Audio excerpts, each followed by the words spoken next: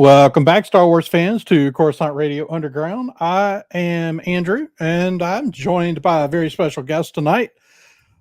Les is with me for the first time. What's up, Andrew? This is Les's first YouTube experience, I believe. First podcast. I live. mean, you had some videos on Facebook or something at one point that were a one little. time in my life we did that. We did that. But no, this is Les's first time here with us talking Star Wars. Les and I went to high school together, graduated from high school together. 1998. Yep. That's right. Just had our 25-year reunion. We did. Made me feel really old. And Andrew came up to me and said, "Hey, you want to do a show with me?" And I was like, "It's great timing. Let's do it."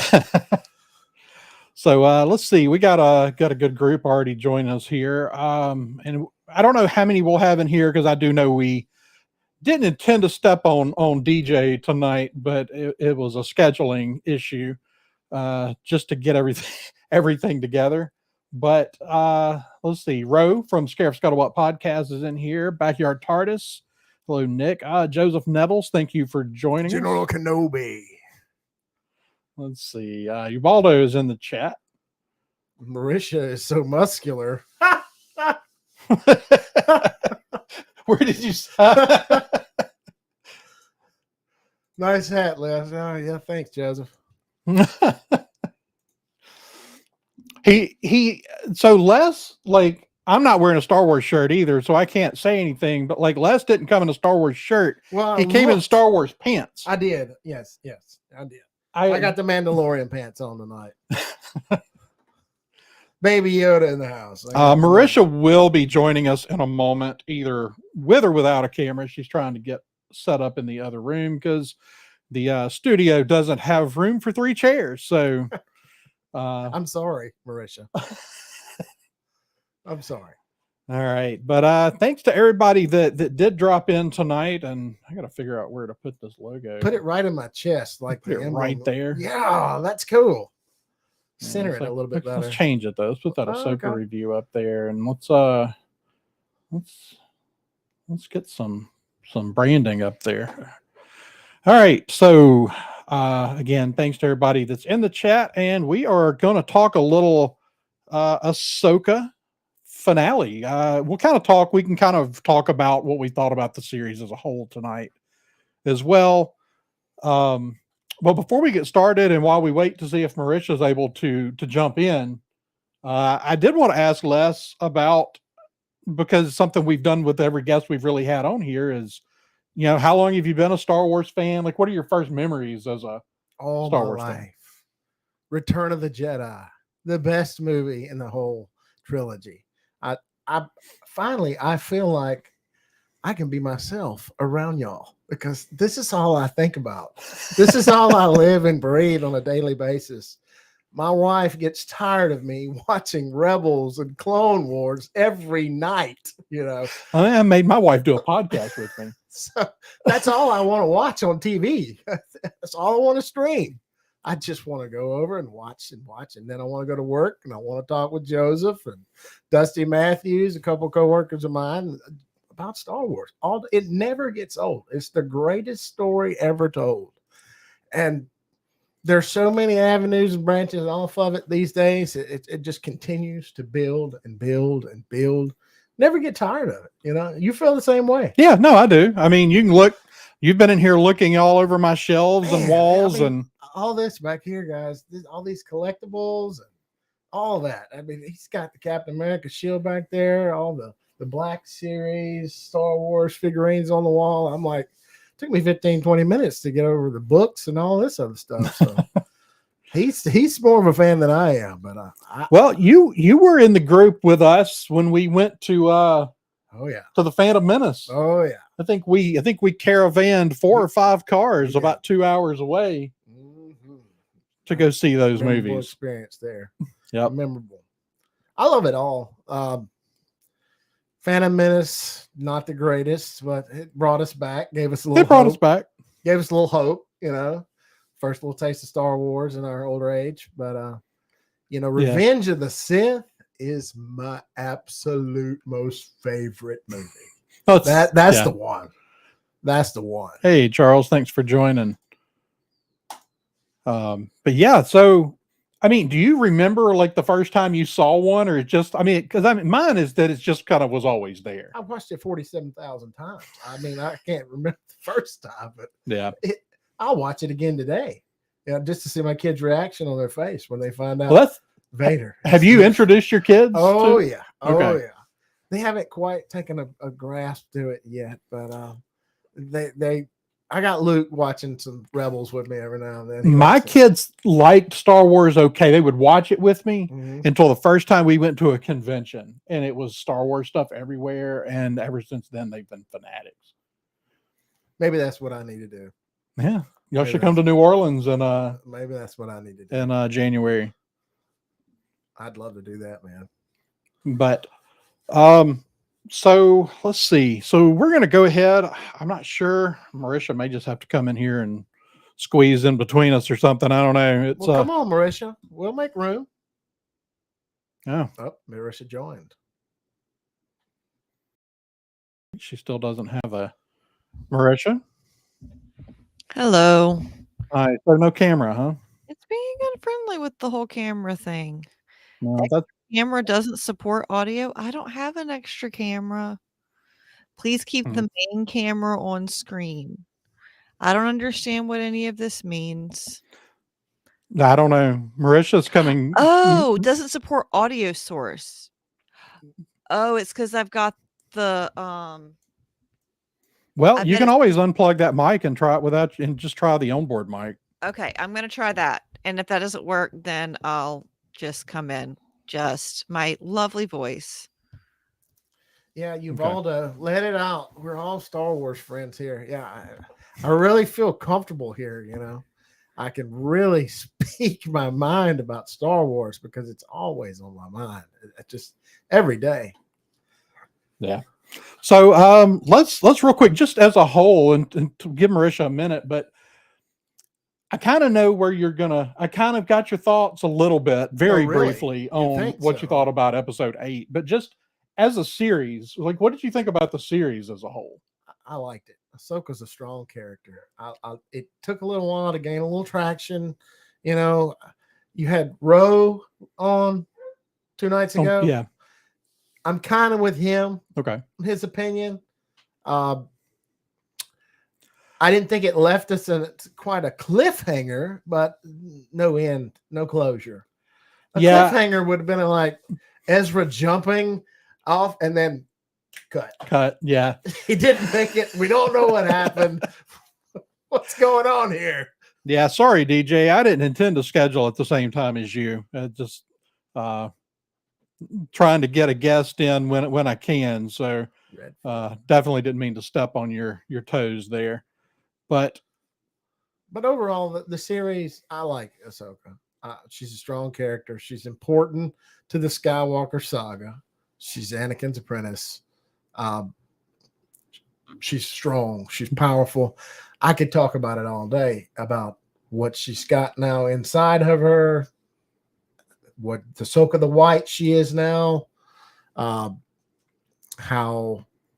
the owl follows her around everywhere. She's got the force power passed from the light sister passed down to her. And there's something underlying meaning with that. She has a special purpose for some reason. Right. So she's what's left. She's what's out there, her and Luke Skywalker, and she's doing her thing. What'd you think about the other characters? What'd you think about Sabine and Ezra in the show?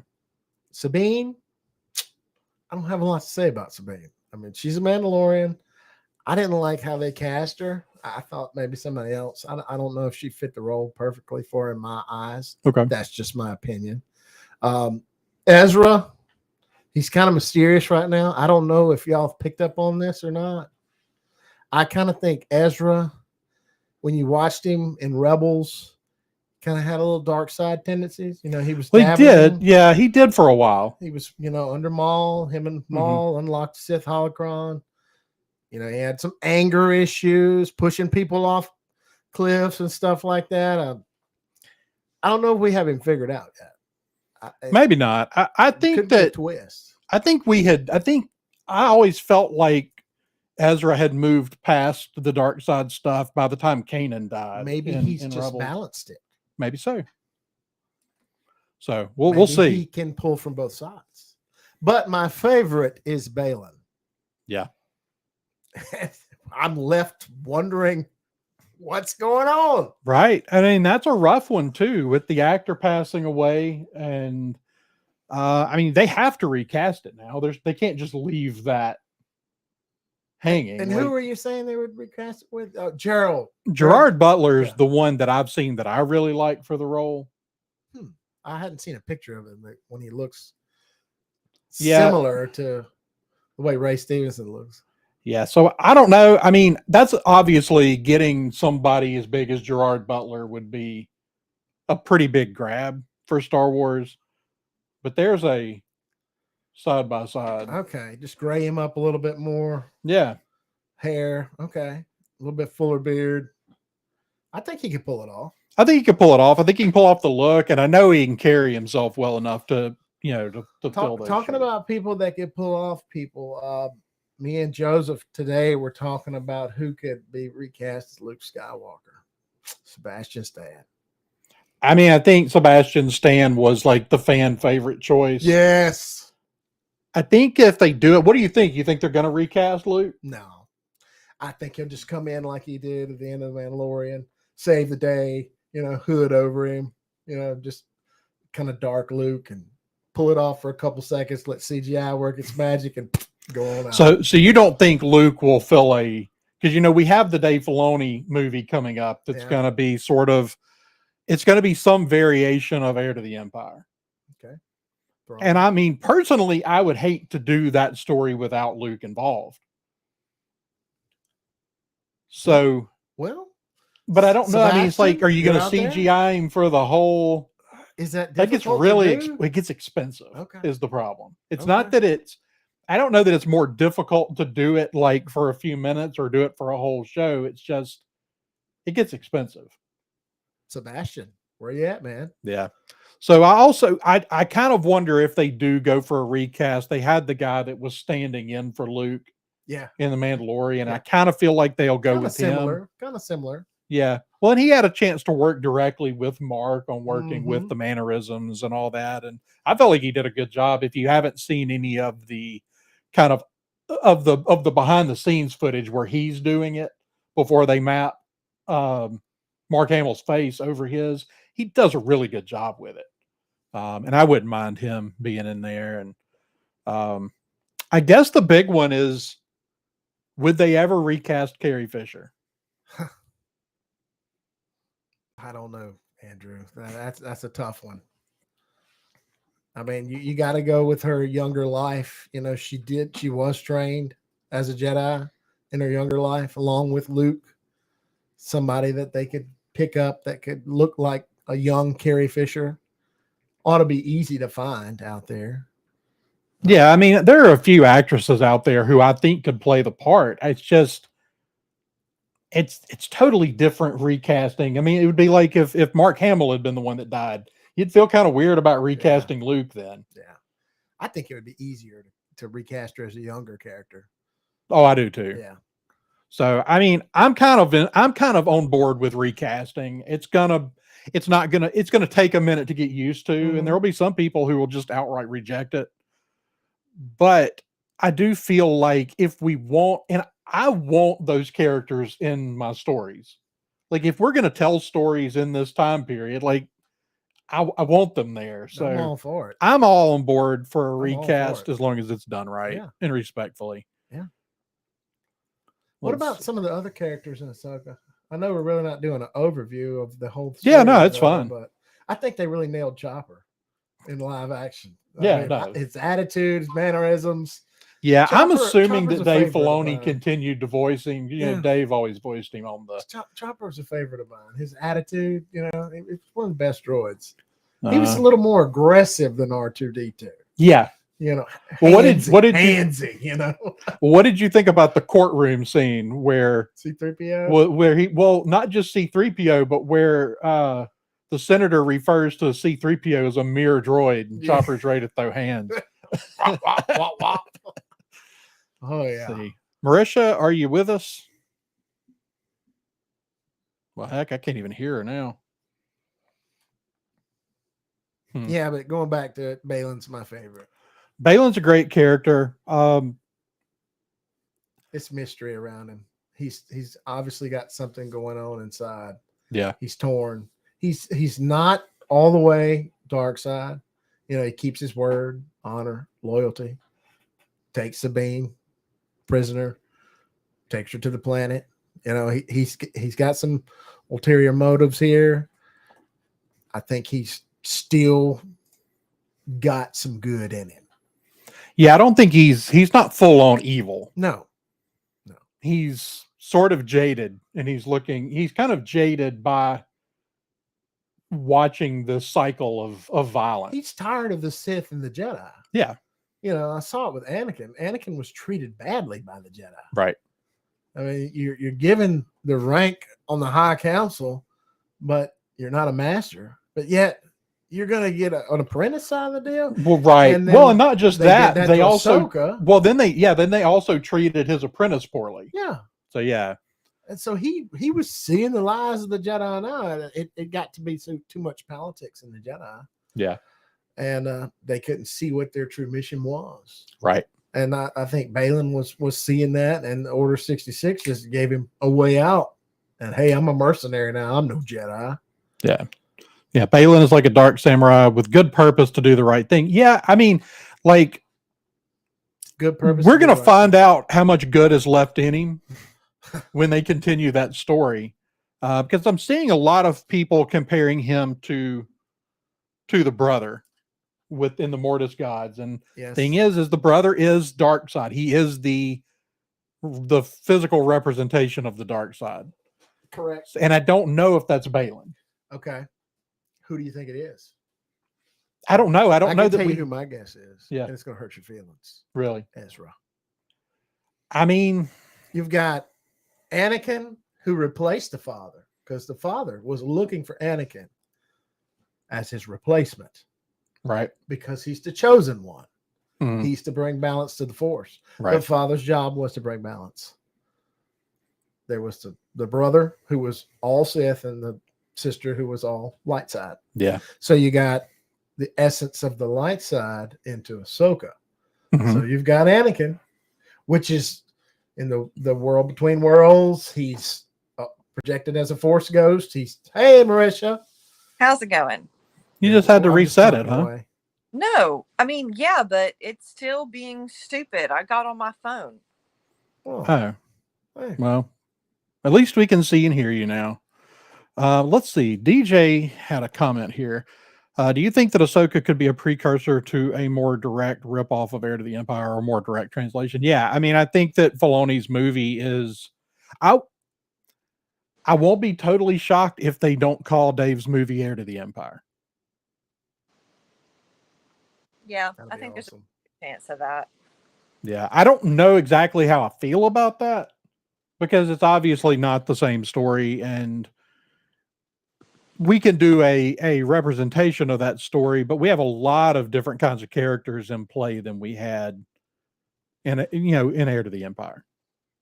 One, we have other Jedi running around out there, which we didn't have in Timothy Zahn's book. But I do think that ultimately we're getting some version of the Heir to the Empire story. I think so. And I'm good with that.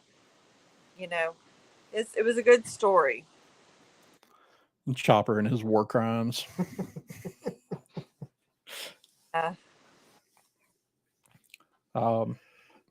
So what did you think about the Night Sisters?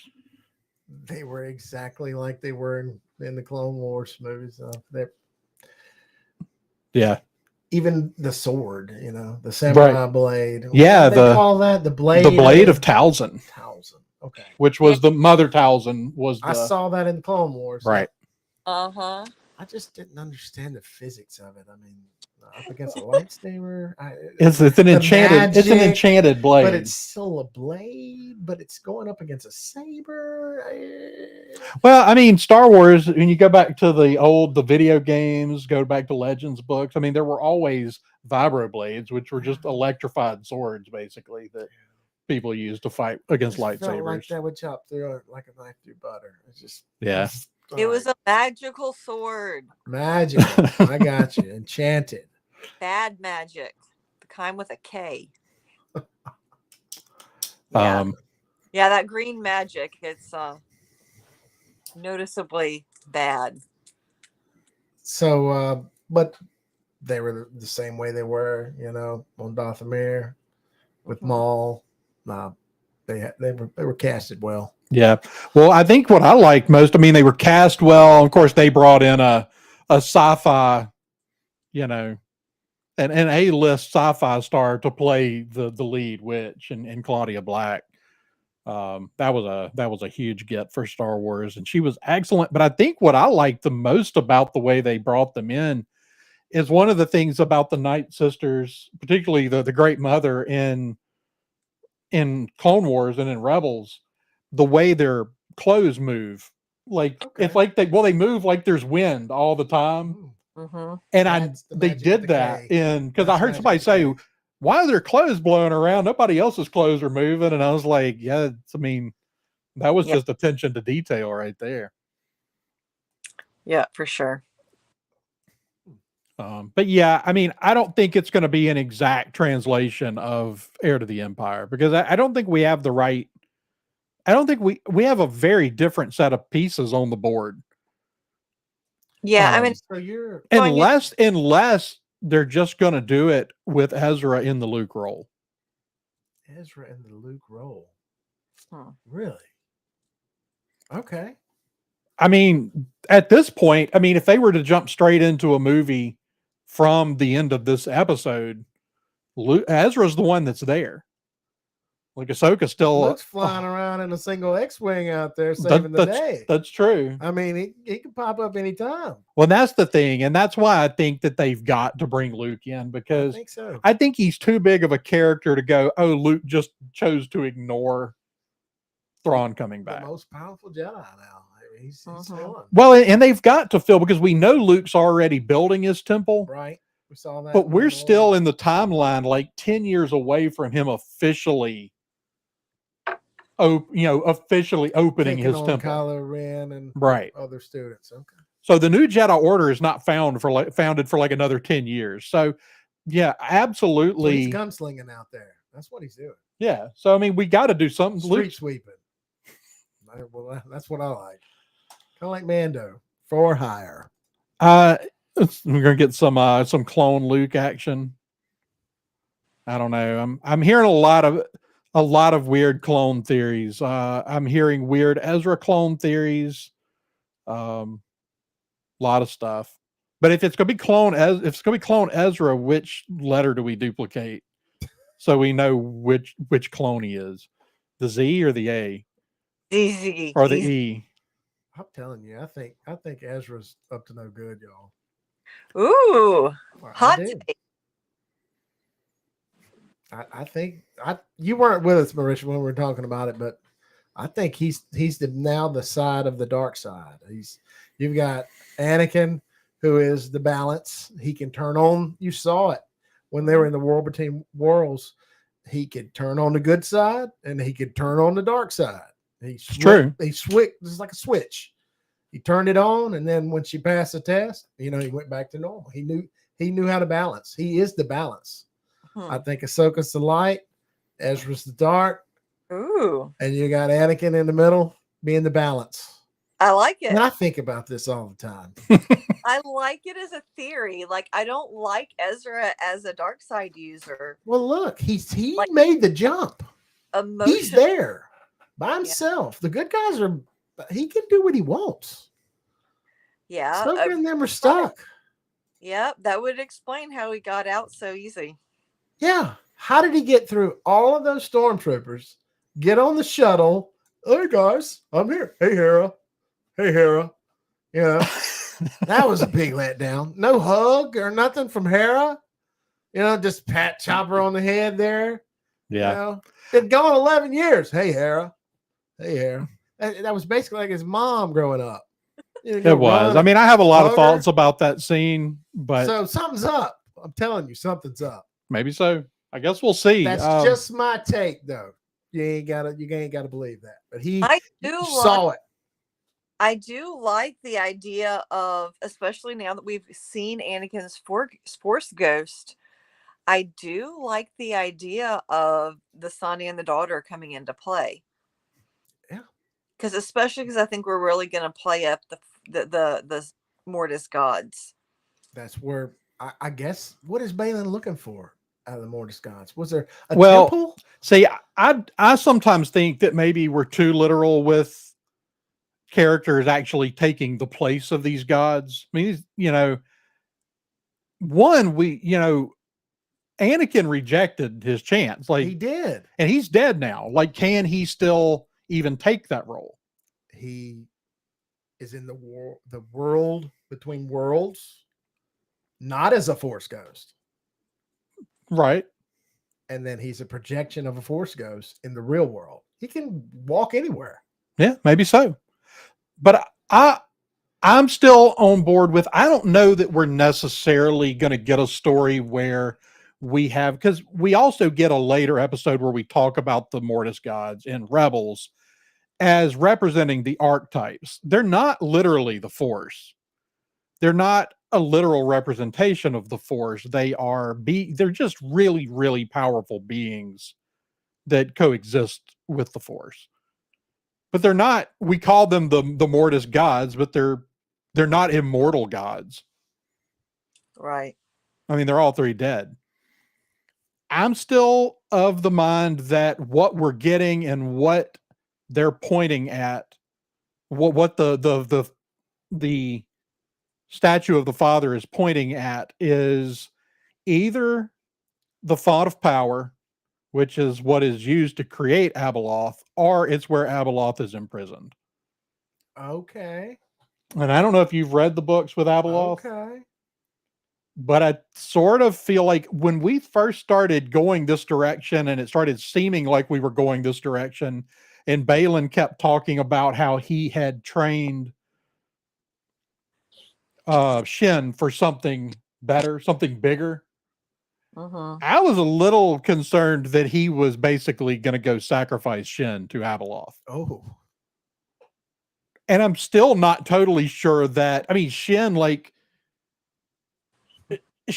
could easily be cast. If you wanted somebody that looked like the Abeloth character from Legends, that she's it.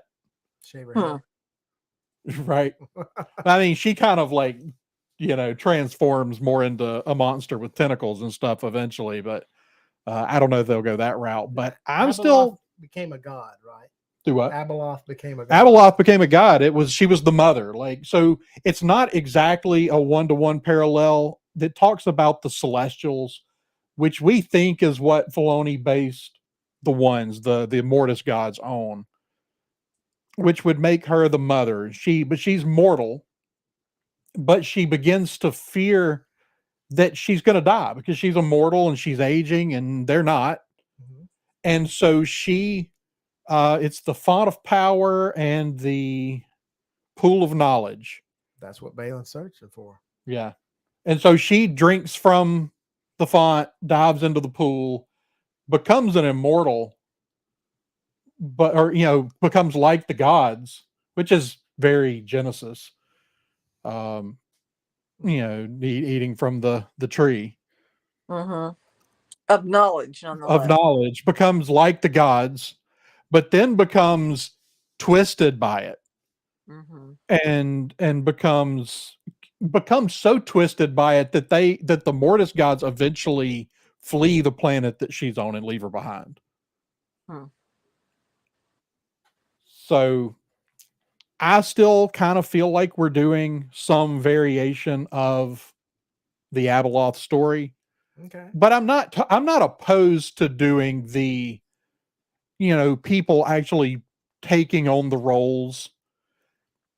I'm not totally sure it's Ezra. I don't know that I buy that. I would probably lean more towards Balin. Now, when we've talked about this in the past, I always thought it would be Maul. Maul was the perfect archetype for the brother. Like a one-to-one archetype. Mhm. But Maul was out of his prime. Yeah, He lost his mind. he did. I mean, he did take over. He went back to with the Mandalorians to Mandalore and took over there for a while. But Yeah. See, this is I another still think he interesting was take that relevant. I've wondered the same thing, Ro. Oh, okay, Because Balin is sort of walking in this middle ground right now. gray. And you know, he sees the flaws of both sides. You know, he doesn't want to be a Jedi, he doesn't want to be a Sith. He's looking for something different. So I don't know for sure, but it's certainly something I've considered. See, Maul's dead, but so is Anakin. Mm-hmm. You So think, huh? Ro's been drinking. That explains a lot. Bro, I like bro. Marisha, you didn't really get a chance. We kind of started talking about the beginning of the episode. What did you think about all the stuff with Morgan Elsbeth? The what was it? The Gift of Shadows. Yeah. So it turns out the creepy eyes is like it's a thing. It's not just their eyes aren't tattooed. Well, that was the thing. We always were kind of given the impression that the facial markings were tattoos, but they're not. They're Right. burns. Do what? They're burns. Yeah, pretty much. Yeah. Which is kind of crazy. Yeah, so I really, whenever they, were the whole, we're gonna give you a gift, it was like, oh no. It was like, um I thought it was gonna go a little bit of a darker, I mean, it was dark enough, but I thought it was gonna be darker than that even. But it was interesting. It was an interesting context thing for her. Now it's a more of just more we know about the Night Sisters, I guess. So, But was she just totally used oh yeah, by the 100%. Night Sister? I mean, she was clearly used by Thrawn, but she was used by the Night Sister, the Great Mothers as well, right? She was 100% a pawn. Yeah, To get off Yeah, the planet. yeah. she But I mean, I don't think there was any. I didn't get the feeling anyone had any. I felt like they gave her this gift, knowing that she was going to be the last line of defense against the Jedi. Yeah, it wasn't because they were nice. Right. Like, I mean, and we've always known that Thrawn is a very calculating character. Like, that's just how he is. That's who he is. But like the Great Mothers, they spend a lot of time saying nice things to her. So I kind of thought maybe um it always felt a little bit like they were using her, but like I didn't really expect it to be quite so like, all right, and now you die and nobody cares. Because they Yeah. clearly didn't. It was like, all right, bye now. Like go do the scary thing. I'm gonna give you my sword, but here. Yeah, here's a sword, but like you're not coming back from this. And it's like she does all of this to get them, like to get them off of this planet, and they're totally leaving her, like Yeah. unapologetically, with no second thought, no like hint of remorse. They're just, yeah, exactly, Abaldo. The gift was given so that they have time to get away. Yeah. Ro, that one, I agree with you on some of the story points. I actually don't agree with you on this one. We've always seen Star Destroyers move very slowly out of atmosphere. But it was turtle crawling, man. It didn't make sense to me. I know they move slow, but inching, inching, where you still have time to jump. So what did y'all think about Thrawn in this episode? Like Thrawn's almost he is out of character. at times in this episode, but I think it shows he's not missing this chance to get back where he's going. No, 100%. Thrawn doesn't sacrifice soldiers. No.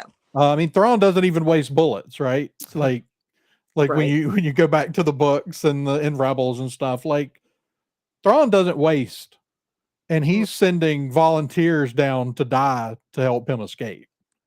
Yeah. I think like we've seen Thrawn pushed to the edge of desperation here at getting off this planet. Yeah, no, he really is. And like I said, like I think you said pretty much said it. He's desperate. Like he's not doing any of the things he set out to do by being stuck here. It's totally destroying all of his plans. So, do you think it has anything to do with the containers? You saw the big screenshot of the containers. What is that? What is in the containers there? Well, we know they came from the catacombs. So is it bodies? There's hundreds of them. Well, and see, that was the thing, is we were kind of at the beginning of the season when we first start seeing that they're bringing those into the Star Destroyer, or really not, I guess the middle of the season when we first get to this planet. And we see them coming in, and we're told it's going to take 3 days to move them all. There's so many. But when we see the little graphic representation, when at the end of last episode, when Thrawn's saying, "Well, we're almost done. We've almost delayed them long enough to finish loading," and it's like, oh, that's not that many pods. But it was because each one of those pods on the computer representation was a huge number of those. So I think it's other Night Sisters. What? I think it's witches. especially since they said came and woke them up. Well, because Ezra talks about when Thrawn first got there, he woke up the Great Mothers. Right. He did. So I'm really thinking that they're in some sort of cryopods, just sleeping. That something happened on this planet that made them basically all go into hiding. And and we even talk about when the Great Mothers talk to Morgan, they say, "You heard our dreams across the stars." Mm-hmm. So they were asleep too, and I'm assuming also in pods. That's a good theory. So I think it has something to do with that, for real. Well, I basically think, because the Night Sisters are all wiped out. Like, we only know of really 2, and we don't really know what Morgan's connection is, because she's not the same, like, if she's even from Dathomir for sure, because we don't see a lot of people from Dathomir on other planets, but she's been working for the Empire for a long time. We have a Night Sister from the Jedi Fallen Order video game. Those are really kind of the only 2 we know of alive in a post Return of the Jedi world. So I literally think that they just repopulate, or repopulating Dathomir. Yeah. Because the Empire wiped them out. Yeah. I don't remember why, honestly. But yeah, they definitely. You don't know why? Because they were a powerful. The Emperor ordered them wiped out because they were powerful in the Force. They could be a threat. Yeah. There are a number. I mean, we have several. It's the same. Mandalore couldn't be tamed, so they wiped it out at the end of the war. Mm-hmm. So that's a good theory to explain why Thrawn is going to Dathomir. Right. Yeah, he's fulfilling his end of whatever their bargain is. So get me off this planet. I'm gonna bring your sisters home. Yeah. It's a good one. So let's talk about the episode 8 a little more. Yeah. What problems did you have with episode 8? Because I have a number. So my biggest problem with it is that up through a portion of the fight, I think by the time you get to Ahsoka fighting Morgan Elsbeth, which I thought was excellent, I really felt like it just didn't feel like the stakes were as big as it should have felt. I felt like pretty big stakes here, and we're being pretty casual about it. Yeah. I liked most of the stuff with the fight scenes. I'm always down to see multiple people with lightsabers at the same time. 3 Yeah. Jedi. 3 Jedi fighting together. There's a little bit of the scene where when they first come in and they're deflecting the shots from the stormtroopers. It just didn't look great. It was a little too slow. They probably should have sped it up a little bit. I don't want them to I don't need them to speed things up like prequel era fights. I've always felt like those are so fast that the characters seem weightless. Like there's no weight to anything that's happening. It's just people jumping and flying through the air and flipping. I like a little bit of that, but I don't need too much of that. Well, they definitely didn't do it in the fight scene. And where's the Jedi's powers where they used to run real fast, like in the Phantom Menace? You saw when Obi-Wan and Qui-Gon were in the hallway and the droidicals were coming down and they choom, like lightning bolts, gone. And how high they used to be able to jump. Yeah. I mean, that was well, we get a nothing. pretty good jump in this one. Yeah, it was, but they had to be force pushed. Well, I mean, he jumped a long ways before he was I pushed. mean, yeah, but they would have got a lightning jump head start. They'd been up on that thing. Yeah, and I guess that's a matter of because a lot of that stuff happened in the Phantom Menace, Mm-hmm. and then even George never did it again. Yep.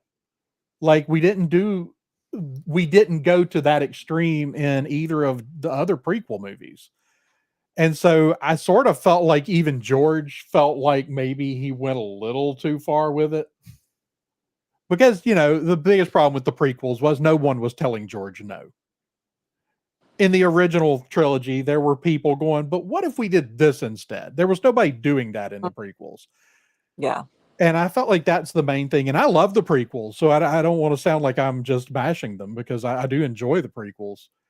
But I always felt like some of the stuff got a little too, and it's what George talked about later and what Dave talks about a lot, Sam Witwer talks about a lot, is we don't want the Force to be like leveling up in a video game. Yeah.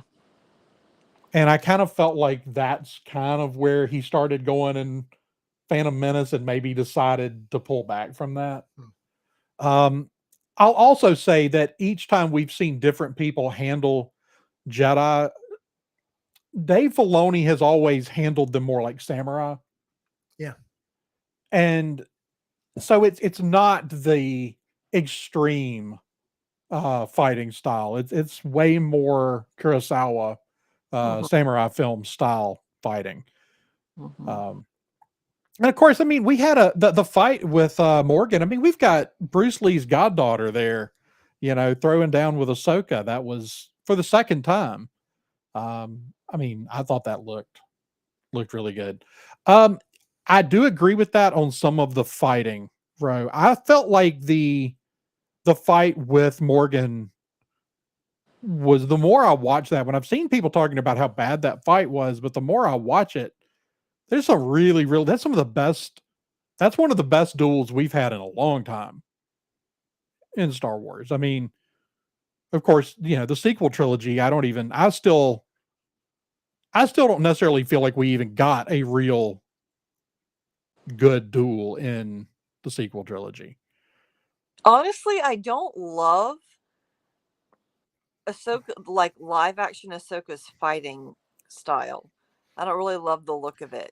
The thing is that type of fighting, two-handed fighting like that,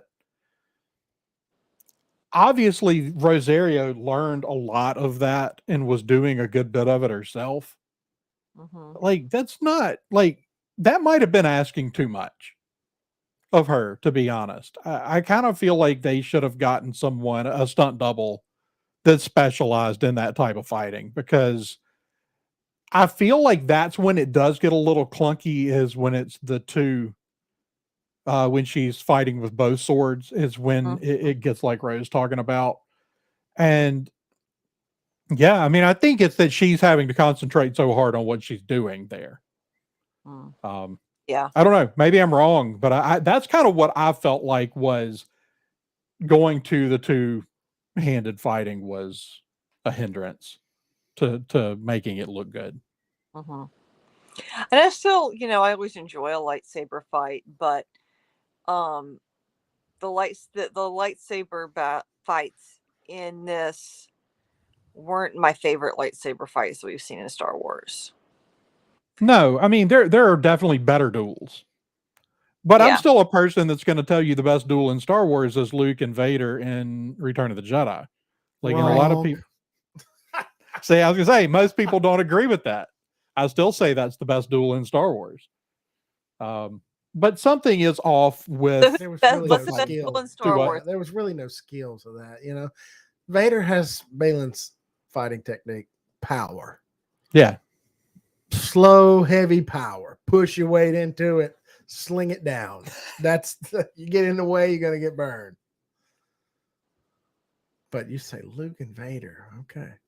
Yeah, How about that's my you, Matt? favorite. I think it's the most impactful. And that doesn't mean it's the best fight. Like the I mean, best. like if I want to go just like the most, I mean, it's that or it's Duel of the Fates. Yeah. I know which one I'm gonna watch just for fun. Duel of the Fates. Yeah. Yeah, absolutely. But that's just me. Yeah, I think that you're probably right, Nick. I think that between the fact that she's not used to actually having a head shape like that and the fact that she's not really, it's not like they hired a martial artist and were like, and also do this role, right? They hired an actor and were like, and learn to do these fights. Yeah, but I think that's why the fight with Morgan looked better than a lot of the rest of it. Yeah, that's Is fair. because was it Diana in Sonato or Mm-hmm. I mean she's incredibly accomplished and I think she elevated that fight herself. Mm-hmm. That's the Duel of the Fates is the only prequel fight Nick even likes. Hmm. It's Okay. it is the best one. They Good. got a little carried away with some of the others, especially Yoda when he's just like flying and flipping and it's like physics. All the rules of physics go out the window. Mm-hmm. Yeah. Yeah, I think So that's the thing with the Leku is there's always they're always so much longer, right? In images of older mhm. characters, but it's really not that easy to actually be physical with that Right. kind of gear. So All right. But I would say that what I said previously though is my biggest gripe with the episode is that I just felt like okay, so there's a few scenes at the end where I feel like we had scenes that were cut out. I feel like the Ezra returning home scene is cut a little short. mm-hmm. I honestly wish I didn't even need to see him hug. I just kind of wish it had cut away because he starts stepping towards her and then it cuts. And I was like, I get Hera's having sort of a crisis in this moment because she sees Ezra standing there, but Hera and I mean, but Ahsoka and Sabine aren't. Mm-hmm. And this also means that it's likely that her worst fear has come true and that Thrawn is back. Mm-hmm. So for her to see Ezra standing there means a lot of things all at once. Yeah. Potentially even that her other friends are dead. Mm-hmm. So I felt like that scene, I would have liked to seen it cut a little shorter rather than longer. If we were going to cut it longer, I really feel like we probably cut out a scene of him meeting Jason because he still doesn't know Jason exists. Right. Yeah. I feel like we cut a scene out of him escaping from the Star Destroyer. Yeah, it was a little bit yeah. Unless he's on Thrawn's side. I keep coming back to it. And But- Thrawn said, "Okay, but- we planted the yeah. seed. There you go. Take the shuttle. Yeah. Act like you're home. You know." I'm Yeah, just no, saying, they guys. certainly have done it in such a way that you could definitely do it that way if you wanted to. But it also begs the question of if that was the plan all along, he doesn't really need to put on the stormtrooper armor. I had to fool her. You know. It's a I don't classic Ezra move. Yeah, no, it's definitely the classic Ezra move. Overall, this is not my favorite episode of the show. It feels like a middle chapter more than an end chapter. I think it is a middle chapter. But I do feel like they could have found some places to have given us a little more closure in places than they did. Yeah. So that's kind of that pretty much sums up my complaints. That and that the first early parts of the action, it doesn't feel pressing enough. It just doesn't feel like the stakes are as big as they should feel. But overall, I really like the episode. But I guess when I look at it, I go, I like everything they're setting up. Even the ones that we're still unsure of which way they're going. I love that we're setting up an Heir to the Empire story. I love that we're also setting up this other story that's going to be a Mortis arc of some sort. How that's going to play out is anybody's guess at this point, but we're definitely fixing to get real freaky with, the mystical side of the Force over here. So, and you're going to lose, folks, is what you're saying. Hey, maybe so. I mean, a lot of people didn't like Mortis, which is weird to me. I just always thought Mortis was so cool. But I won't say this is my favorite. And Nick said this is his tied for his favorite with episode 5. Episode 7. So it still ranks for me among my favorites. The first, I'd have to go back and watch really to figure out my place in those episodes because now they're kind of blurring together of where the lines were drawn in the story. But yeah. I do like this episode a lot. Despite its flaws, I like everything that it's set up. Yeah, he likes my theory. Yeah, it's a good theory. It's a good, I don't necessarily buy it, but it is a solid it is a solid theory. No, I mean, that's the thing is I don't believe it currently, but it's a good enough theory that I can look at it and go, okay, yeah, I mean, it makes sense. If it happened, I wouldn't freak out and go, that makes no sense. Why would they do that? I mean, yeah, no, it does work. So let me ask you a question. Did you have a problem with the zombies? No, I didn't, because we've kind of seen I the kind of zombies. laughed at the zombies a little bit. I mean, they were a little silly. The funniest part was, so their mannerisms. Yeah. Some of them looked like they had never seen a zombie before. And they were just somebody, they looked like someone, they heard second or third hand what a zombie is and then tried to duplicate it. Some of them, there were some moments, and there's one that actually before they're zombies, even when they're first coming in, one of them basically falls down the stairs. I saw that. Of course, there's a long history in Star Wars of storms because you can't see in that armor. It's you go all the way back to the original trilogy with the one that walks into the door. Let me ask you a question, though. Yeah. Why were they volunteers? Why didn't Thrawn order them? Why were they volunteers? I don't know. I've heard several theories on that. And the first was, one, I think just the straightforward thing is generally speaking, Thrawn doesn't sacrifice soldiers. So I think, but he was okay with it. Maybe they asked for volunteers rather than him having to order them to be sacrificed. I've also heard the theory that maybe they know what's going to happen as far as them being possessed or brought back as zombies, and that's what they're having to agree to. Did all of them have to have their heads chopped off for the spell to be broken? I don't know. I like to think some of them are still crawling around down there. What I think too. They quit crawling when the head fell off. It's, we're going to get into season 2 and we're just going to see a couple wandering around in the background. That's another question I have. It's just on my mind. We got this strike going on, or Yeah. So how long do we have to wait? Well, so the writer's strike has basically come to an end.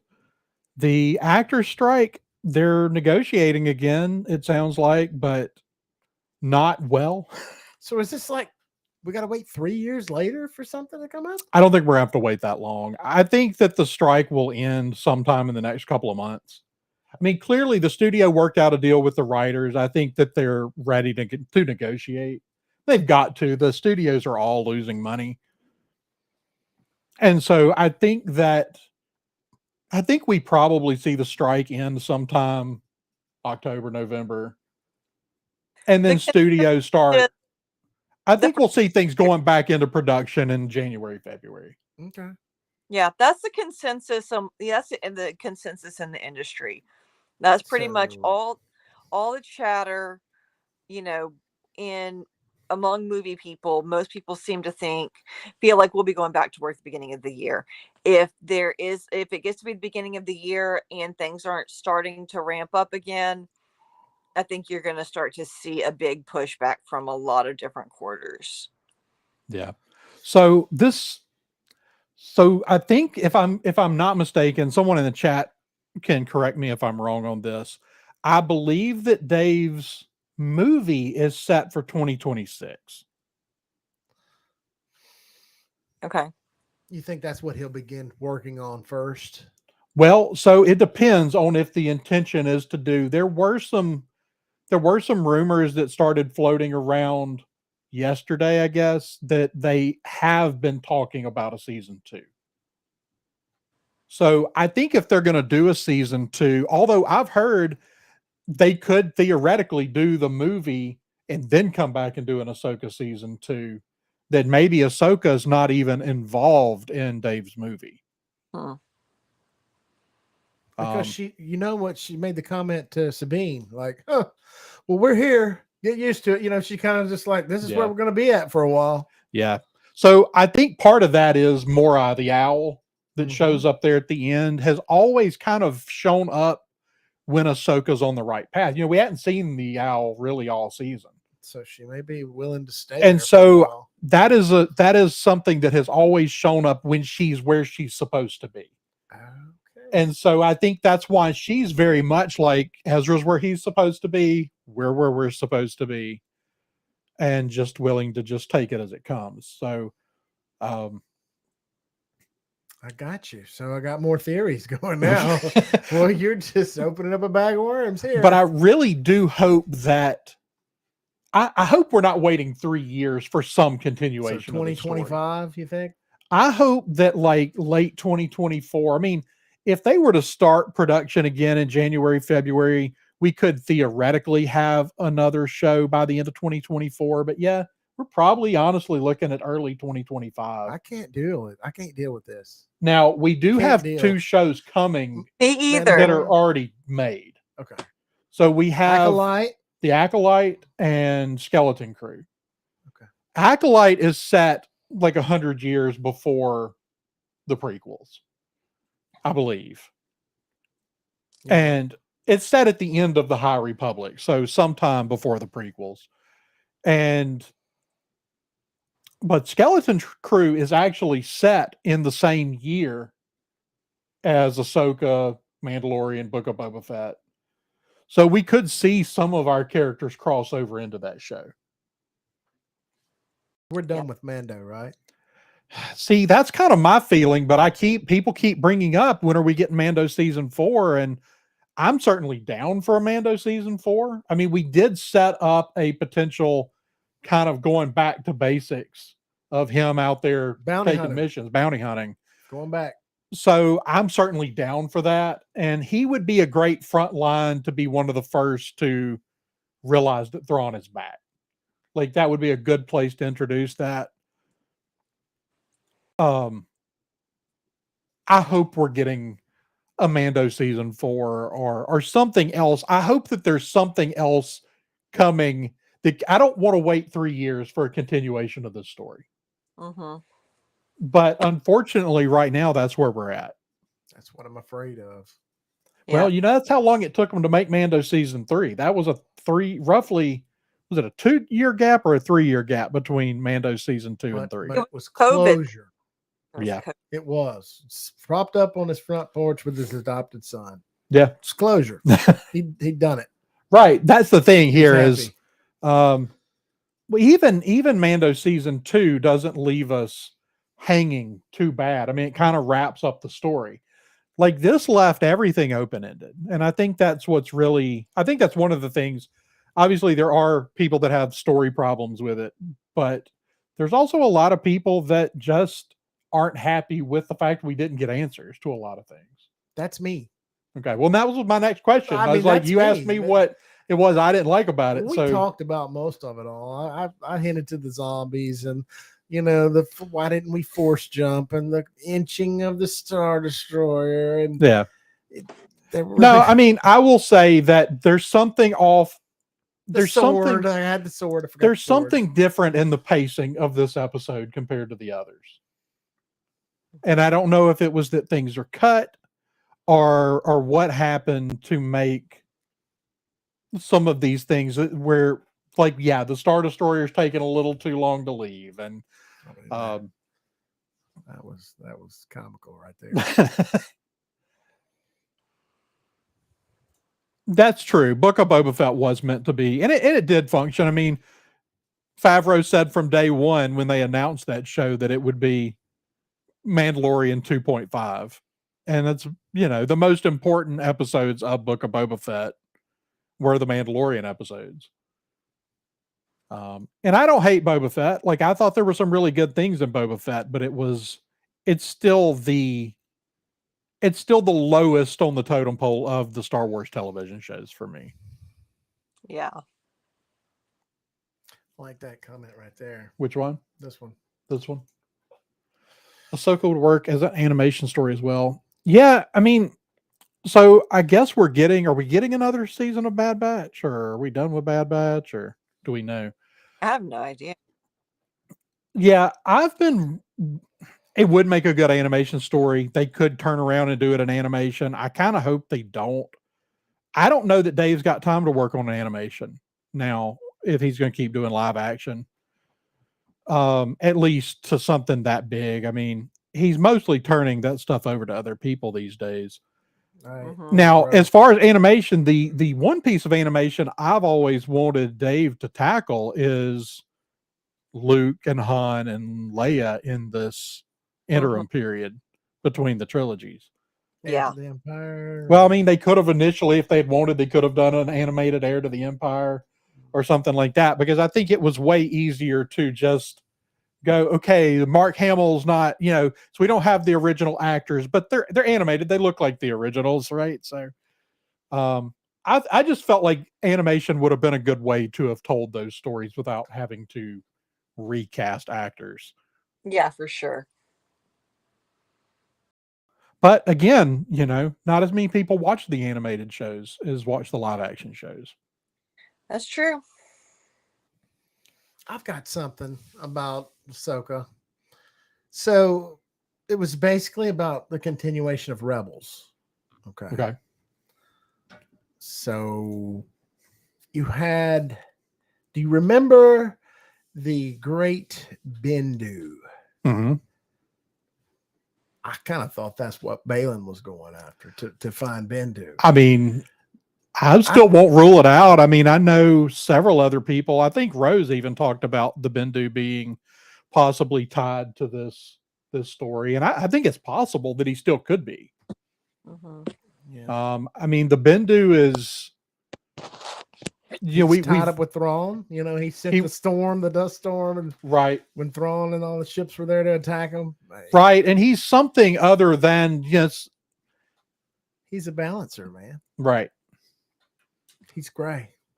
Yeah. So it's always this question of what was the Bendu? Is he somehow associated with the Mortis gods? I mean, obviously he's more than just an ordinary creature.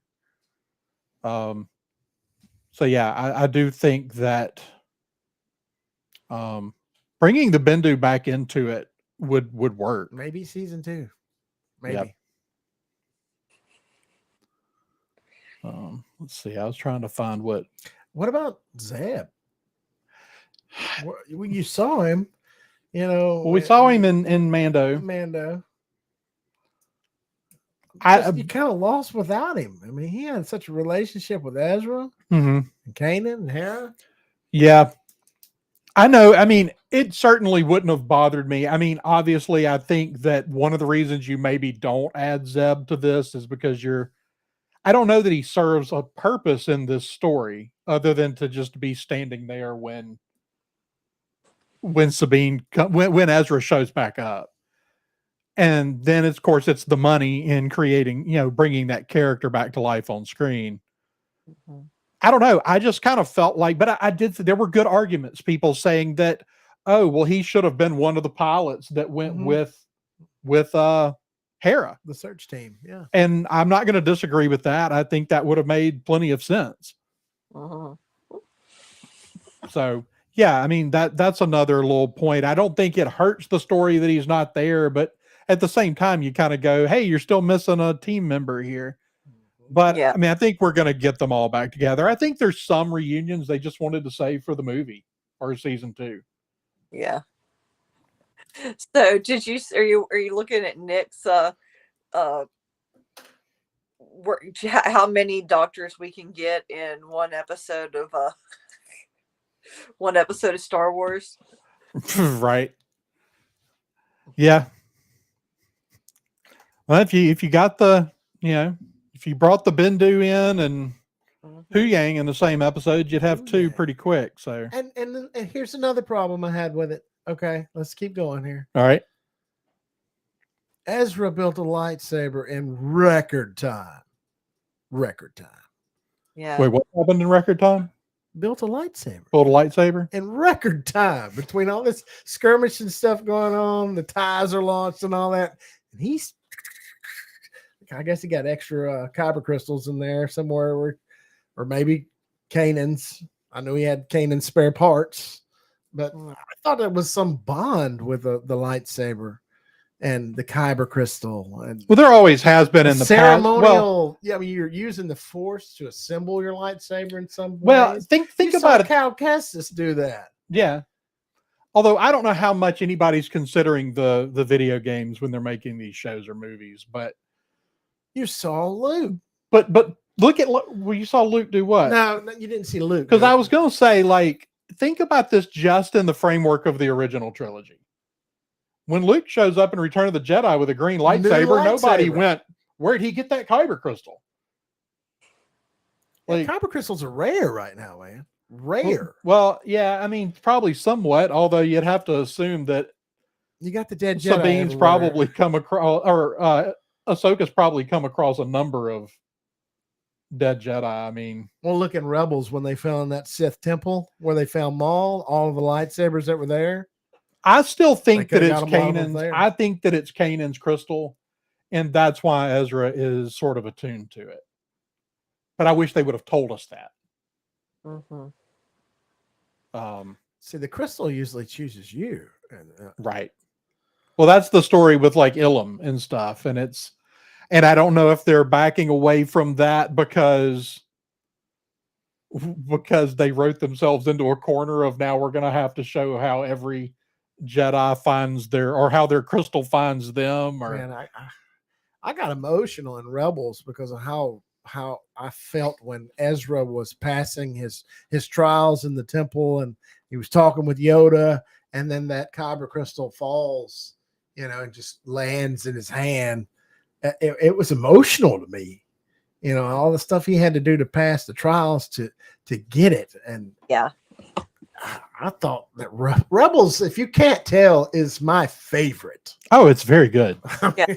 Some people knock it too. I'm like, you got to watch Rebels. Well, you didn't have to watch Rebels to watch Ahsoka, but No, it you helped. didn't. I felt But- like, in fact, I think that's one of the things the series did really, really well. it's Was not incorporated a lot of of things from Rebels without you having to have seen Rebels to yeah. get immersed in it. And a lot of people that I talk to is like, I'm not going to watch a cartoon Star Wars series. And I'm like, look, man, it is not a kid's show. It is so in tune with everything. With Well, in the first series of Rebels is a little more kiddie than the rest of it, but it grows up real fast. yes, it gets dark too. It does. Maul made it. Yeah. When Maul came on and had a little deception with Ezra, and I mean, they turned Maul into one of the best Star Wars characters in that show. and then old Ben Kenobi. I don't know how he did that. Maul just wasn't in his prime anymore. Out in the desert. Yeah. Well, that was the thing, is Obi-Wan always beat him. Classic Obi-Wan. So I'm new to the show. Who's your favorite character in all of Star Wars, Andrew? Oh, Luke Skywalker. Really? I mean, the sequels hurts that a little bit. Okay. I mean, I have to just go, I'm not going to let the sequels affect my view of Luke, but Luke is the character that, I mean, the entire expanded universe is centered around Luke. Yes. And so for that alone, the fact that for years, between the first book, when the first Star Wars book comes out in 1991, Heir to the Empire, for a little less than a decade, like that's what we had, was those books. I mean, I don't know if you remember. I mean, I pretty much always had whatever Star Wars novel I was reading at the time. They're all right there. They're all right there, but in my backpack at school, there was pretty much always a Star Wars novel. They're all right there. And so I think that because of the original trilogy, of course, still, I think, being the pinnacle of Star Wars is, the first three movies. And then the years of Luke being the hero in the books I was reading pretty firmly entrenches Luke as my favorite Star Wars character. Not General Kenobi. I'm a big Kenobi fan. Man, am I. To me, he was one of the most powerful until Luke developed in later on, not what we're seeing now. Luke is pretty strong right now. Yeah. He's attuned to the Force. But when you had Obi-Wan Kenobi show out in the Kenobi series, defeating Vader, man. So is Kenobi your favorite character? Oh, yeah. What about you, Marisha? Got to get in on this. Anakin, right? That's a hard one. He's so cute. He really is. I do. I like him broody, like I gotta have a man who can scowl.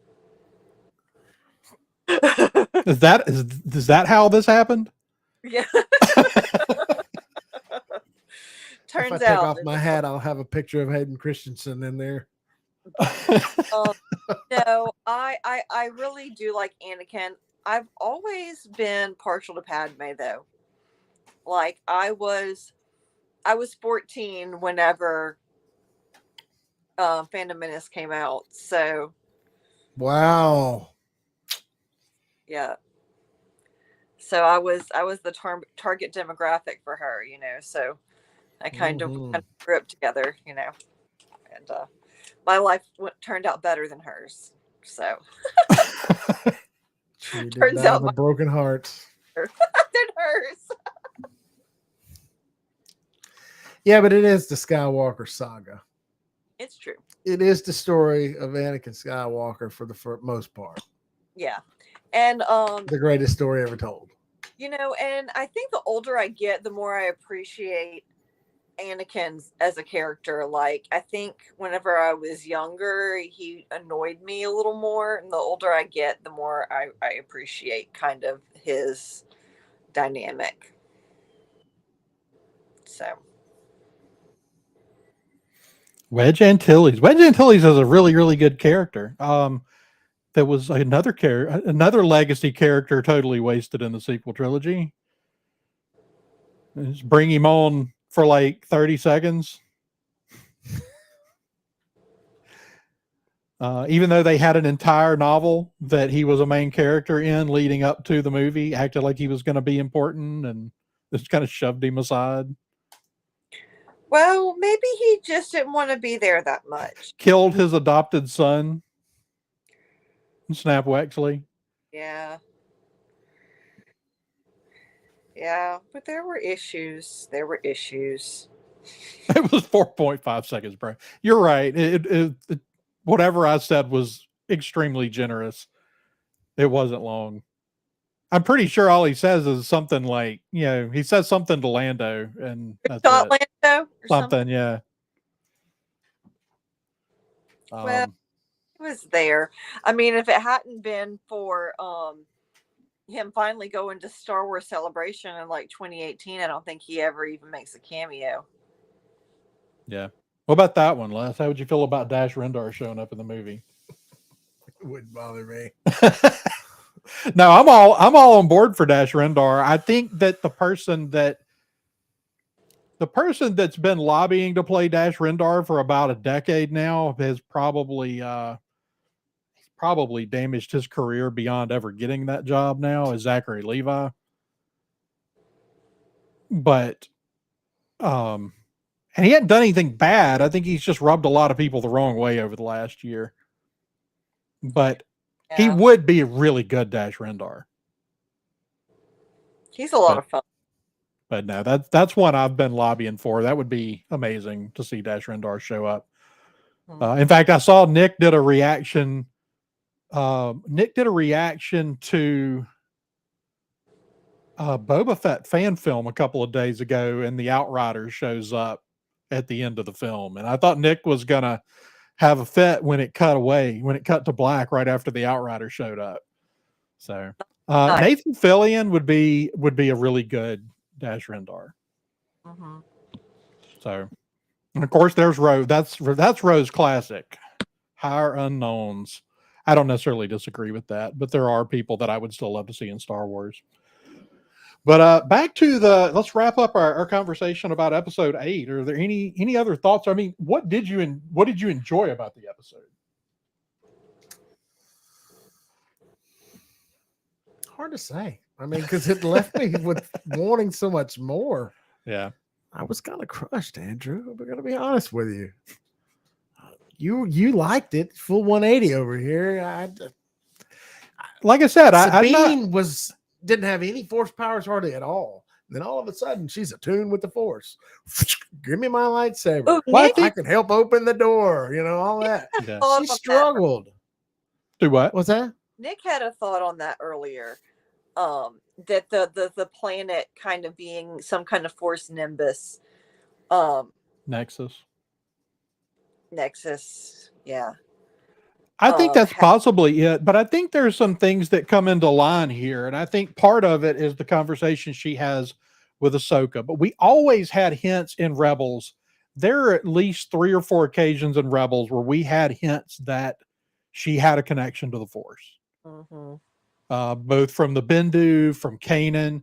Kanan basically says that she has a connection, but she's closed off.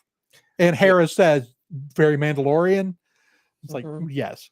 So it takes some force connection with the Darksaber as well. I mean, you have right. So it was always hinted that she had a connection.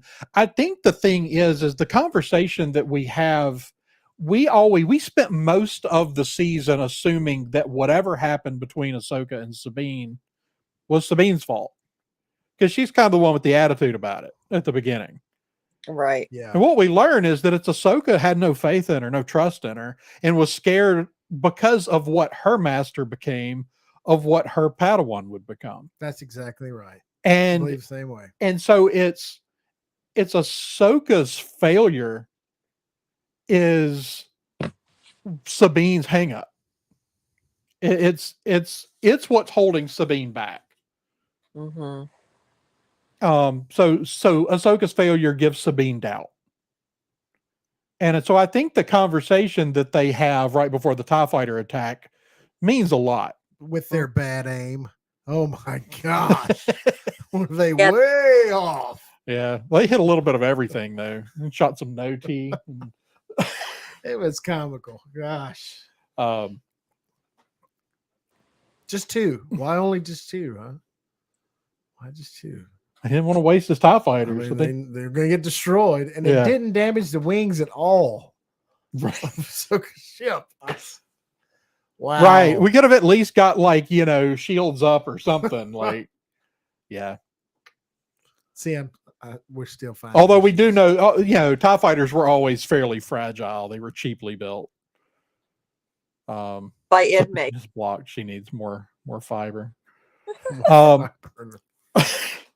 So I do think that is a meaningful conversation and is the beginning of her unlocking her abilities, because I think she has the abilities and she's trained. I mean, it's not like we didn't see that's not like Sabine never trained to do these things. She's been training for a long time at this point. Right. Possibly, I mean, we don't know the exact timeline of when she initially left with Ahsoka, but we pretty much are left to assume it's right after Return of the Jedi. So we're like at least 5 or 6 years that she's been training. Luke practiced with a droid once. Yeah. You're not wrong.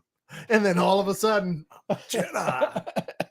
I mean, seriously though, I mean, Luke trains on a starship ride from Tatooine to the Death Star, and then the next thing he's blowing up a Death Star and pulling his lightsaber out of the ice on Hoth. So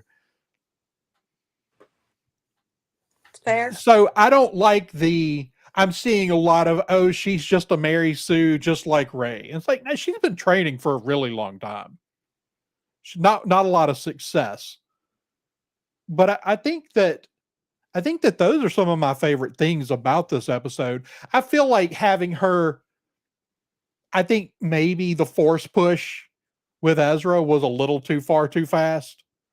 But pulling the lightsaber to herself, we see that in a crisis moment with Luke too. It's a moment of life or death, and it unlocks something. Yeah, no, so I don't mind that moment at all. I will say her being able to just suddenly have the confidence to fling her best friend across this chasm onto this ship. I'll push you. Yeah. You just started using the Force. Are you sure? Yeah. Yeah. So you don't believe in the Force, do you? So I'm fully on board with her using the Force and everything. I did feel like the Force push with Ezra was a little too far, too fast. But I do like that we finally got there, that we now have her left to train with Ahsoka and whatever's going to happen here on this planet. Mm-hmm. You've got all of them there besides Ezra and Thrawn. Yeah, we switched. Within 3 square miles, everybody's right there. Yeah. Well, and the people that, it was, everybody switched places. It was all the people that came to rescue other people are now the ones stranded. I think Shin's going to, think about what she's done and if she's on the right path. All of them going to have, yeah, I mean, so I have no idea what to expect with that. Shin's going to find out that what she's done's wrong and probably turn down the light. Oh. What do you think about the fact? Yeah. I mean, what do you think about the fact that she didn't? Because I mean, basically, Baylan abandons her. Yeah. Says, you're what you want is you clearly just want the immediate gratification, right?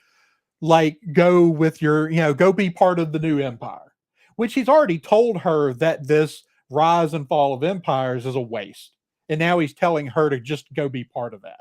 So it's not just him saying, because I've seen a lot of people that are like, oh, he thinks she's ready to be out on her own. He's abandoning her 100%.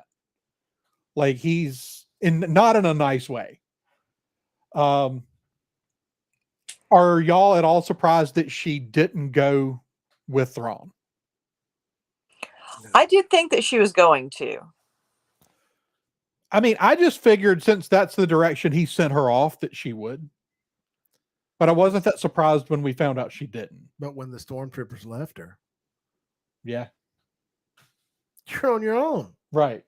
Thrawn ordered them back. Didn't say nothing about Shin. Right. Yeah. You're on your own, girl. Your own path. And they're all searching for this great power. Yeah. So I'm really excited. I mean, so what do you think? You think we're just going straight into a movie, or you think we're getting a season I 2? have no idea, Andrew. I wish you would tell me with all your inside tracks and everything you have. Man, Where's the whispers? Where's the rumors? You know, where are we going next? I think we're getting a season 2. I think we're Before getting a the season movie? 2 before the movie. And of course, sometimes some of that 2 years later, we're getting a season 2. probably Gosh, year we're and a not gonna half. make I'd it. say a year and a half. We can't do this. I'll have withdrawals. Year and a half. Well, my main hope is that maybe there's another season of Mandalorian already in the works that we just don't know about I yet. think it's not. I think it's over. I think that's over. Yeah, maybe so. And it may be. I mean, we had a couple of other shows that were rumored that nothing has happened with yet. What about the rumor with the live action Clone Wars? Did you hear that rumor?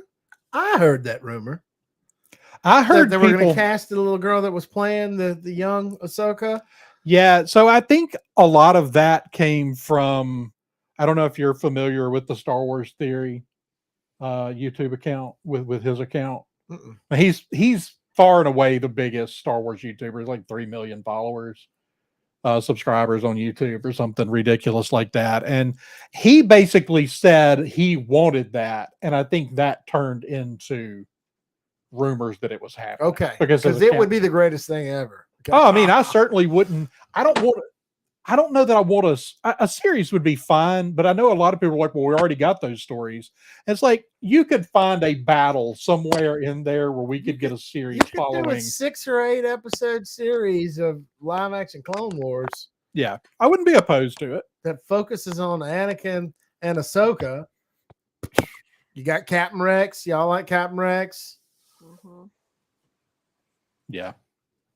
Oh, I'd watch it. I'd watch And it. yeah, Rose Yeah. saying apparently it's something the actors had a conversation about. So I'm not opposed to it, but I don't think there's any sort of officialness to any of those rumors. Okay, good No. to know.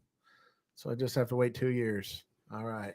Alas. Well, you don't have to wait 2 years for Star Wars TV, just for whatever's coming next To on find this. out what we Just all the- left wondering. Want. No, it's tough. I don't like the 2-year gap between shows, No. especially with this many things left open ended. Yeah. So I'll be curious to see what happens. And There have been obviously, I think that what's going to happen as soon as the actor strike is over, I think we're going to start getting some buzz about things. I think basically right now you can't even go. I mean, actors can't even sign a contract to come on for anything right now. So they can't even negotiate right now. no. So I mean, you're not going to get nothing. Any news you're getting right now was decided before the strike started. So yeah, so you're not getting anything. You're not getting any new announcements right now because no negotiating is happening. But I do think that you're going to start getting things as soon as this strike ends. Mm-hmm. Yeah, I think so. Hurry So- it up, guys. I mean, Get- for all get it we out know, there, boys. Filoni's already written season 2. Yeah. He has to have to end it like that. I mean, I He figure knows where he's going with it. Filoni's always writing well ahead of where he's at in his story because it's generally too organized for him not to be. Mm-hmm. Like he has to be working ahead and then just pulling story. And I think that goes back to him being such a hardcore Tolkien fan that I think that's where he draws a lot of his writing style. Mm-hmm. And how about all the Tolkien stuff, the Tolkien homages in this? Yeah, so many. The statue of the father and the brother, and I was like, um, wow. I mean, if that's not Elendil, we kind of get Maybe- Balin looking out at Mount Doom and in the background, and yeah. Why was the head going off of the daughter? I assume the Night Sisters destroyed it. Huh. Although, have you played the Jedi Fallen Order video games? No. Okay. So there's another race of dark side users that are mentioned in the runes on the temples in this show. called the Zepho. There's one, a dark side user called Kujet, whose name is plastered all over that temple. So it could have been the Zepho, who were another ancient, very strong race of Force users. I think it's interesting that you're having all of these really powerful, sort of ancient Force users seemingly coming from this one place, Mhm. including including even the Purgle, which are Force sensitive star whales that come here to die, right? Right. So I think that I'm not sure we're not on Mortis, to be honest. Ooh. I Okay. am seriously, I'm not sure that it's not just Mortis. Well, Mortis chooses who it lets in. Right.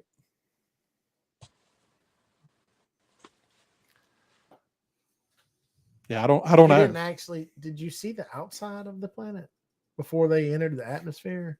I don't remember. Because in the Clone Wars, it kind of opened up. Oh yeah. and they went in. Yeah, that's true.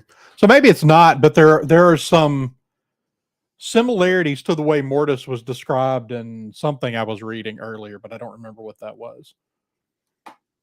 Andor, Bad Batch, Skeleton Crew. Yeah, I forgot. We do have Andor season 2 coming. But Andor, jeez, Did you like any of it? I couldn't even finish it, man. Look, Les, the McRibsback is coming back.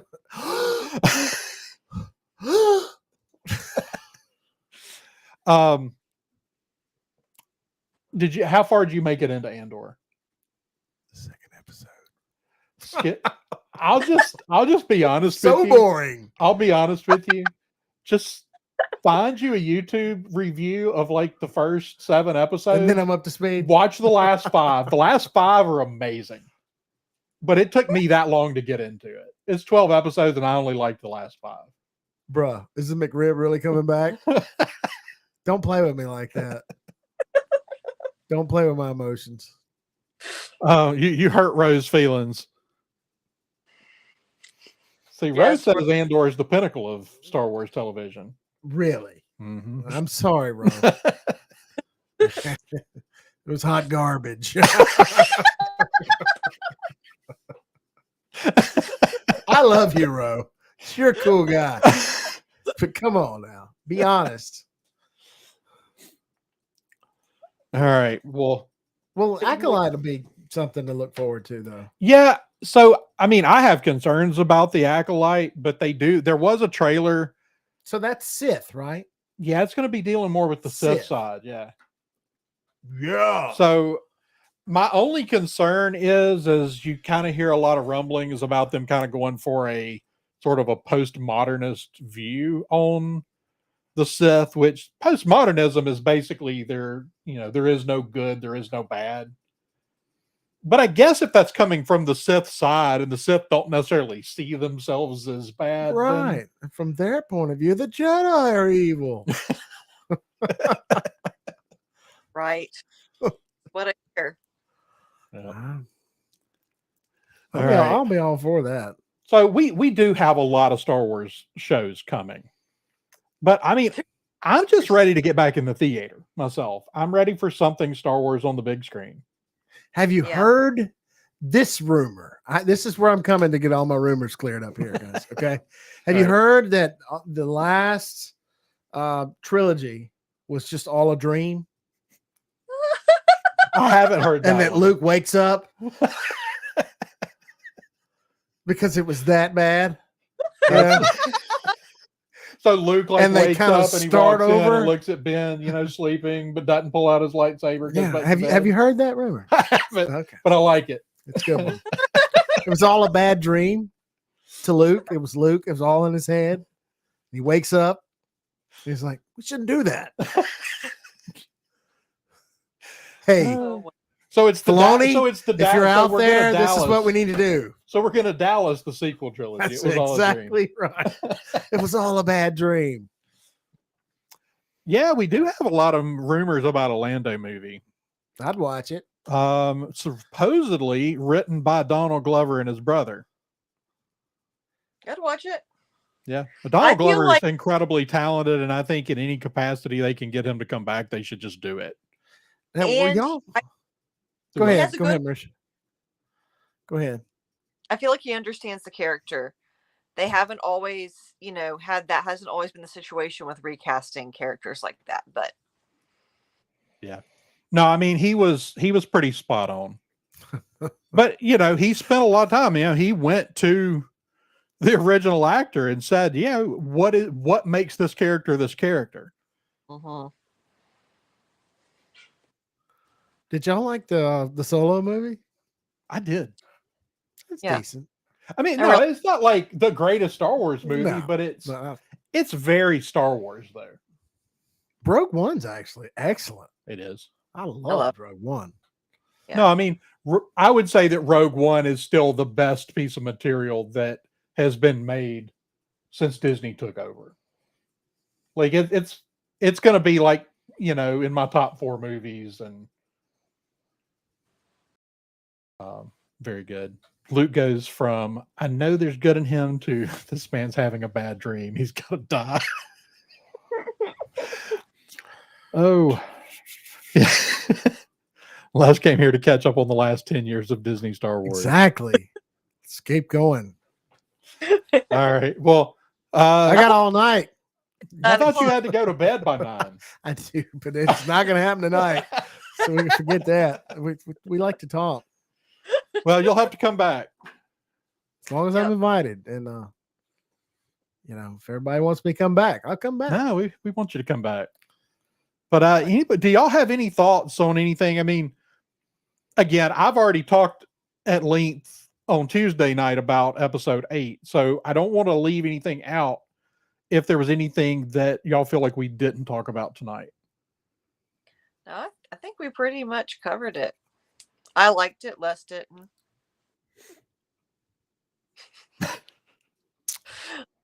It's fine. It just didn't end the way it was supposed to. No, I get it. The thing is like, I totally understand the complaints about it. Yeah. I think that I went into it sort of expecting what we got as far as how open-ended it is. Yeah. I mean, it felt like the end of a season, like cliffhanger, show up next season.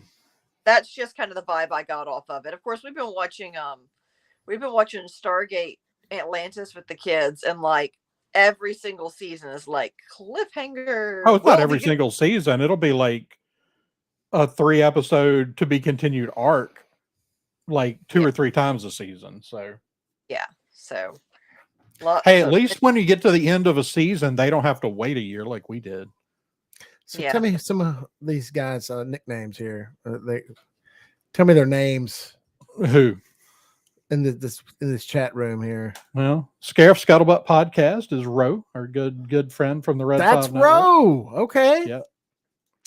And then let's see who else is in here. Backyard TARDIS is our good friend Nicholas. Nicholas has a really fun YouTube channel Okay, Nick. where he tells his stories about its adventures in locksmithing.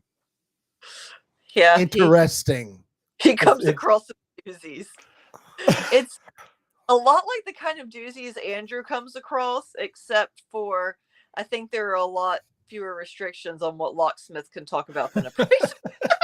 I have to be pretty careful about what I talk about, but I have some good stories. And one day me and Nick are going to get together and talk about appraisal stories and locksmithing stories at the same time. So where's everybody from? Well, Ro is in Chicago. Wow. Nicholas is in California. And I think everybody else has abandoned us. Charles, well, like Charles Joseph, is in Florida. He was in here for a bit. Okay. I'm not sure where Joseph is from. Joseph is a Joseph- coworker of mine. Yeah, Joseph's Oh, okay. from here. He's from here. Okay. Hi. Nice to meet you, Joseph. He's from Southwest Mississippi. Okay. Let's see. I don't know who else. I don't know where Ubaldo's from. Yeah. The rest of the people that have been on, I don't know where they're from. DJ's from, I don't know. DJ lives in like New Mexico or somewhere. Yeah. He lives Wow. somewhere hot and arid as opposed to hot So- and humid. I'm new to all this. Tell me what the Red 5 network is. All right. So a few years Give a ago, plug in for that. I guess, when did we start? Ro, if you're still here, hopefully you're still here. Did we start the Red 5 Network in 2020 during COVID, or did we start it a year before? I Seems think like it was before. the year I think before. yeah. Okay, I couldn't remember because we started a podcast during COVID. Yeah, The, like the crazy. science fiction area. We started our second podcast during was COVID. That's It was. 2020. That's what I thought. I thought it was 2020. And basically, some of us who had been kind of interacting online and kind of started going on each other's podcasts. I know right after Rose started his podcast, we had been doing it for about a year. And we got together and with him and his co-host and did a crossover where we did half the episode on their podcast channel and half the episode on ours. Cool. And we just kind of started kind of gathering a group of people. How many people who were, you think are in it now? Brett? A lot. It's a lot. I think it's over 20 podcasts. It was a lot more, but the way podcasts go, you have a lot of podcasts that kind of come and go. You know, they do it for a couple of years and then it's kind of the end of it. And so we have some podcasts that aren't real, that are still in the network, but aren't active podcasters. I'd say if you count everybody that's not active, there's probably about 30 of us currently. But I don't know what the current head count is. But are you on Spotify and all the places? Yeah, all the places? Just look for the Red 5 Network. Red 5 Network, or I mean, so if you go to you can look up it's at Red 5 Network on Twitter, or you can check out our bio link. I do have the bio link, bio.link/Red5. If you go to that link, that will take you to a list of all of the Red 5 podcasts. Cool. Wherever, all their links to YouTube's, or, ours, like most of the podcasts are going to be anywhere you would want to go look. So you go to whatever podcast platform you use and type the name of the podcast. And I mean, mine will come up pretty much anywhere you could imagine. Because you have the coolest name. I mean, the coolest name. I'm sure everybody else's is the same. Yeah, it's going to come up wherever you search. So, but lots of good material. And the thing I love about the Red 5 Network is, when you go online, there's a lot of kind of polarized groups that hate everything or groups that love everything and they can't get along. And the Red 5 Network was kind of built on, we don't have to agree, but we're gonna get along. Like, we're gonna have conversations when we don't agree on things. Yeah. So we have lots of real conversations that way. So yeah, no, I mean, but that was the thing. And that's how, I mean, like, I knew, Tuesday night, I knew before I brought Ro on that Ro really didn't like something that I was really excited to talk about.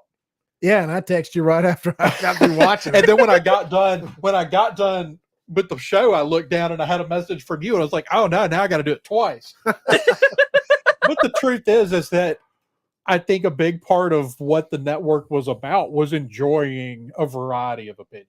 Yeah, we still enjoy it. I mean, that's what we live for. Well, at the end of the day, this wasn't my favorite episode, but overall, I really like this series. Like, I will definitely rewatch this series. Yeah.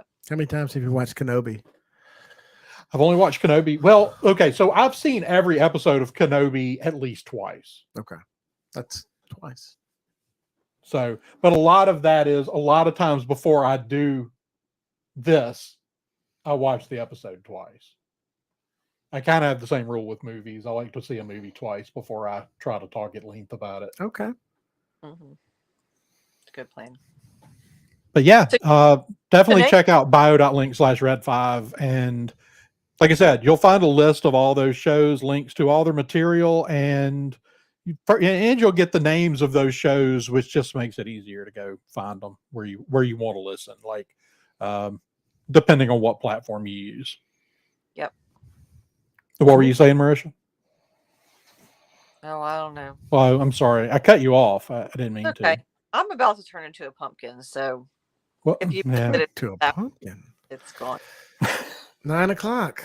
I got me a grown-up. I thought you turned into a pumpkin at 9 o'clock too. It's just been so great. We couldn't leave. We'll do it again for sure. Yeah. But no, thanks for coming on, Les, and we'll definitely You definitely better look forward- invite me back. Oh, I will. Definitely. Bro, I want to see more of you in here. We got to talk more. Yeah, check out Rose got a great show too. Can I find you on Spotify, Ro? What's the name of your podcast there? Is that the name of it? Scare of Scuttlebutt podcast. All right. Guess I'm going to look for that, Ro. We think got- a lot. It's got some good ones. In fact, he just, if I'm not mistaken, he put up his review of episode 8 today on his audio pod with Brad, who is his original co-host for this show, who's in the Navy and has been away and hadn't been around, but he was back to do an episode. So I hate I kicked you to your bedroom, Marisha. You should be in here with us next time. well, next time we'll have it set up where we can get everybody in here. I've got an idea. I've just got to test it on the computer. Because I will be back if Andrew allows me to. Perfect. No, it's we're gonna make it happen. Sounds like All right. hey, close enough. You're in driving distance, easy driving distance. Yeah, easy driving. It's 4 miles away. That's not bad. Not bad at all. All right. All right. So let's wrap it up. Marisha, do you have anything you want to plug on the way out? No, I'm busy. I don't have time to do things on the internet.